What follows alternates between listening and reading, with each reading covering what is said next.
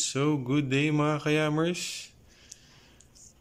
Okay, so kung mapapansin nyo, meron tayong crankshaft oil seal dito. At meron tayong O-ring din. Okay? So, nung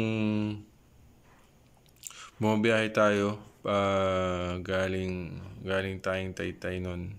So, pinaayos kasi natin yung ating sigunyal. Kasi di ba na loose thread yun. Kung napanood nyo yung previous video, so napansin na rin namin yung oil seal niya medyo naglalaway na. So meaning basa. So mamaya papakita ko sa inyo. Pero ngayon papalitan natin yung ating oil seal at yung O-ring. Okay, so please stay tuned mga kayamers.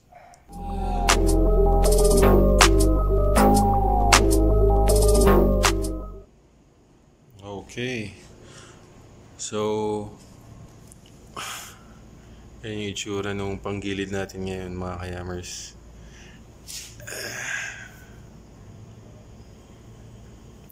Yun. Yan.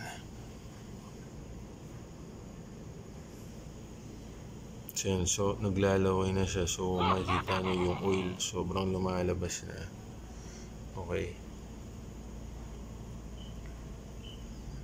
Okay, so paano nyo malalaman kung need nyo na magpalit ng oil seal dito sa crankshaft nyo? Okay, meron niyang indicator eh.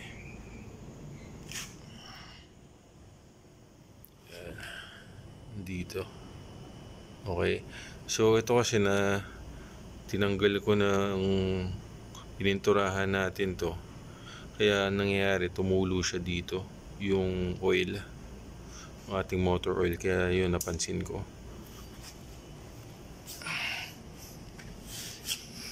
Yan.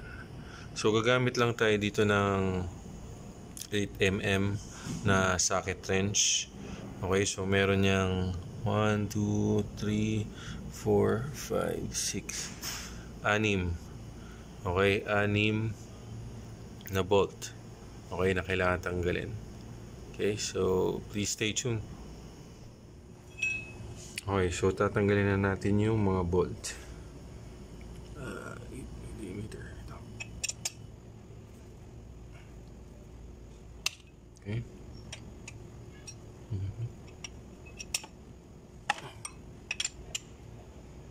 And so pwede nyo muna luwagan.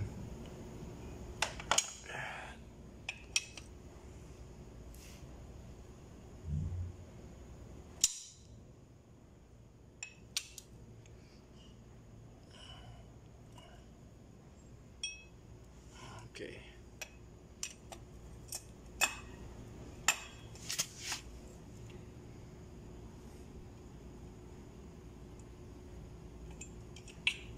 So mayroong dalawang bolt na mahaba. Okay. Ito yung isa.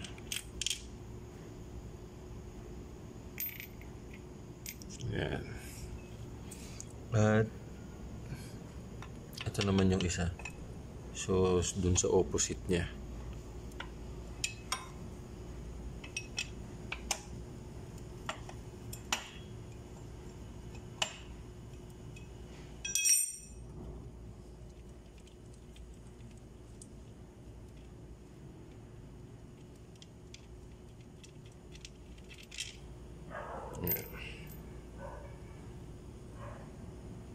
Okay. Then the rest na mga bolts medyo maiksi na lang to.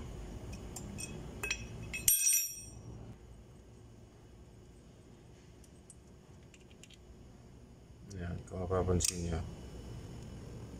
Okay.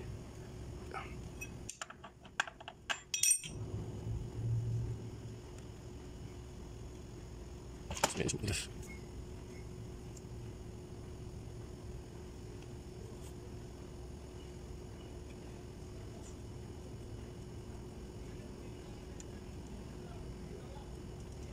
Okay.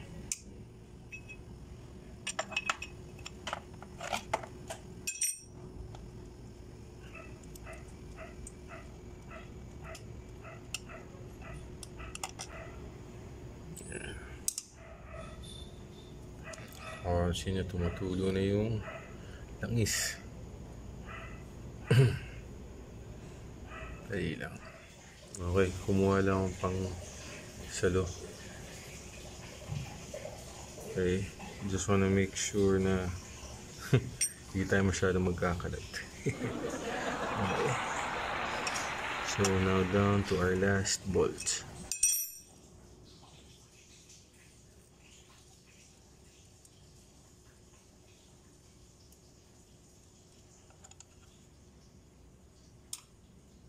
Okay. So again, 6 na bolts, 2 malaki, 4 na maliit. Okay? So tatanggalin lang natin ito. All you need to do is hatakin nyo lang. Yan. Okay, so yun na, may tama. Mapapansin niyo yan. Yan. So mga kayamers, lilinisin ko lang to. And then pasok muna tayo sa loob para mapakita sa inyo kung paano kakabit. Alright? Please stay tuned. Okay, so mga kayamers, medyo nilinis ko muna. So bago tayo pumasok sa loob, papakita ko sa inyo paano to tanggalin. Okay? So pwede nyo lang i-press pababa.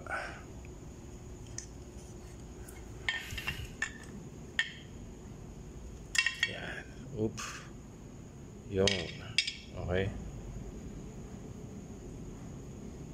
So yan siya. So mapapansin nyo punit yung ating oil seal.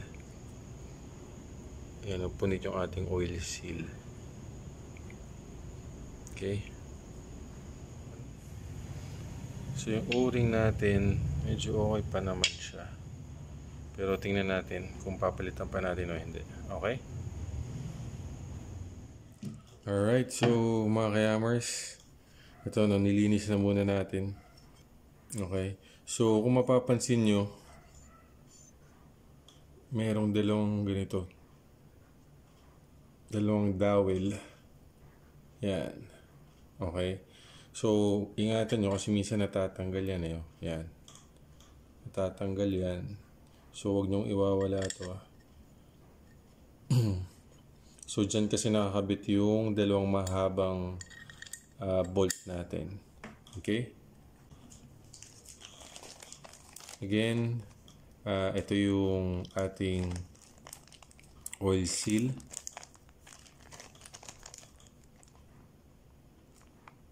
Alright.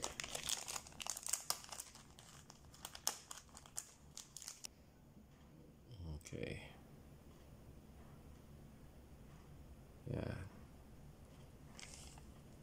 Okay. So, mga kayamers, ang pagkabit nito, alright, dapat ito yung may parang kanal. Ito yung nasa loob. Okay. So, ganyan siya. So, dapat ay yung nasa loob. Yung parang kanal. Yan. Ganyan siya. So, all you need to do is make sure na tuyo na to. Ito.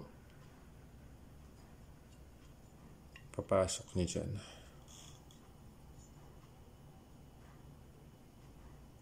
So, dahan-dahan lang.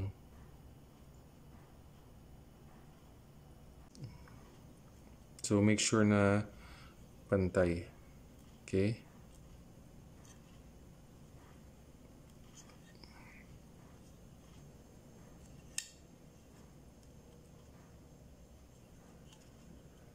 So, dapat hindi yan nakatabi mga kayamers. So, double check nyo. Okay?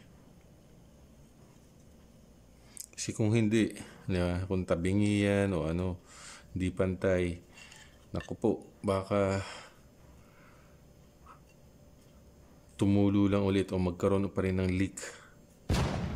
Okay? So, yan. Okay? So, papalitan na rin natin yung O-ring.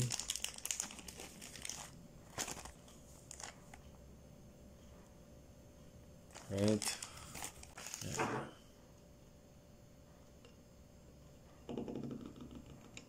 So, punasan lang muna natin.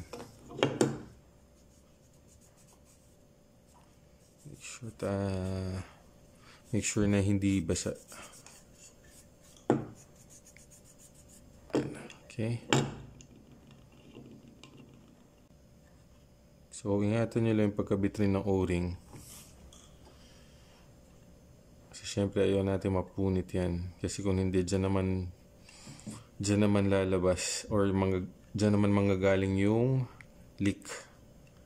Okay, so dahan-dahan lang.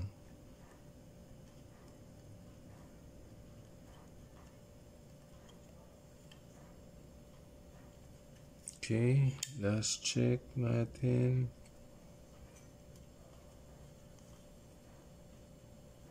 Okay.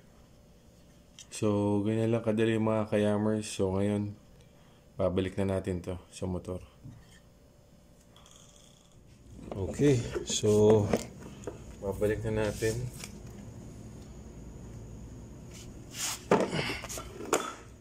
So, pwede natin lagyan tong konting oil dito. Okay, pero dali. Linisin muna natin to para sigurado lang. Yan.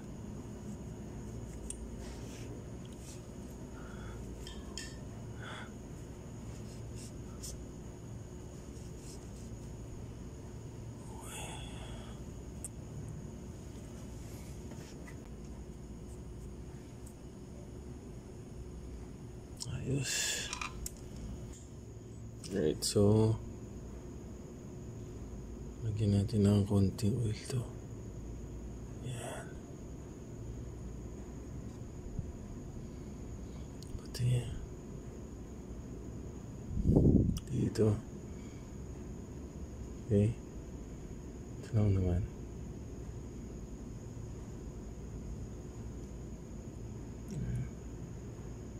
Para mapasok natin kaagad.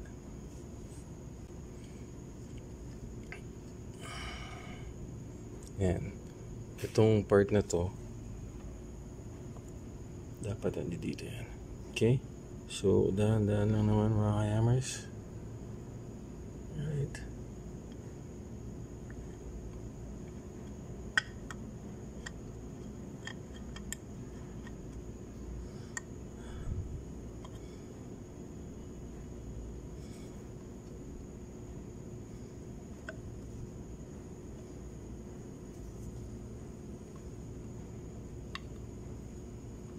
Yun. Okay. Pasok na pasok. Okay.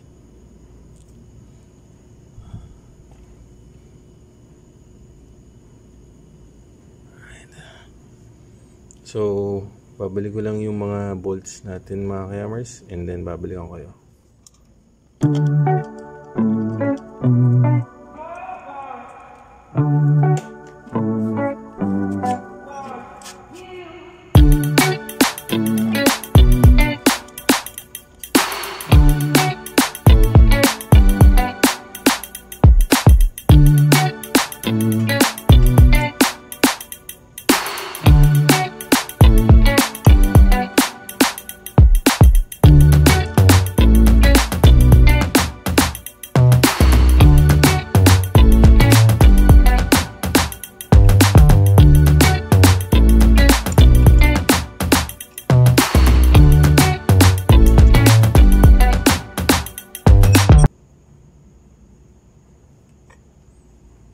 Okay, so yan ang mga kayamers, nakabit na natin, napalitan na natin yung ating oil seal at yung O-ring.